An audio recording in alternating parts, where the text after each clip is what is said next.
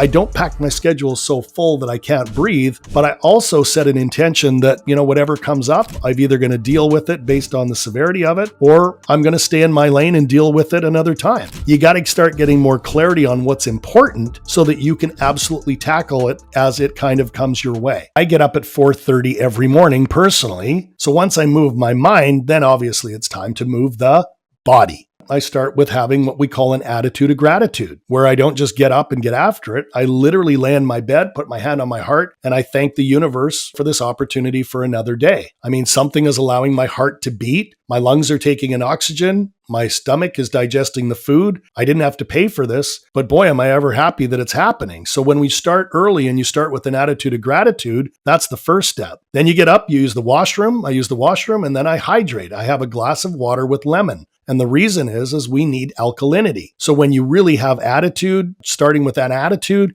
you use the washroom, you hydrate, then it's into moving your mind. And for me, it really is 4 different disciplines. I'll either meditate for 20 minutes, I'll read a book, I'll journal, I will watch a TED Talk or Tony Robbins or something on YouTube. And the more I feed my mind while I'm doing that, the more I'm opening up neural pathways for me to have an amazing day. So once I move my mind, then obviously it's time to move the body. And when you think about it, most people think, well, I got to go to the gym and I got to work out for an hour. No, you don't. You could do things in your home. You have a home gym, or if you don't, you just need to absolutely do some movement. You need to do some cardio, and you definitely need to do weights. So again, depending upon what day it is, I've got really a transition that I'll go through there. But really, by the time I've done all of those things, Marcus, I'm now ready. I don't pack my schedule so full that I can't breathe.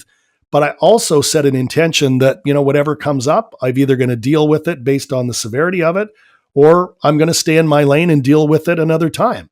What is it that is the highest impact activity today? And what is going to be my drivers for income? The secondary to that is what systems and what busy work do I need to do? You got to start getting more clarity on what's important so that you can absolutely tackle it as it kind of comes your way. I work with my paper calendar. I work with my goal sheets. I work with my electronic calendar, but I never go into the day, uncertain about what I'm doing, where I'm going, who I'm speaking with. And I also leave a little bit of what we call space for grace, right? Because stuff's going to come up. There's going to be something happening at a property. There's going to be something that my accountant needs or something that my spouse or my kids need. And so I don't pack my schedule so full that I can't breathe, but I also set an intention that whatever comes up, I'm either going to deal with it based on the severity of it, or I'm going to stay in my lane and deal with it another time. And I think that's where a lot of people really don't understand the difference between what's urgent and important, because they think that everything is urgent when it's not. You got to start getting more clarity on what's important so that you can absolutely tackle it as it kind of comes your way. And then really at the end of the day, I celebrate what were the top 3 things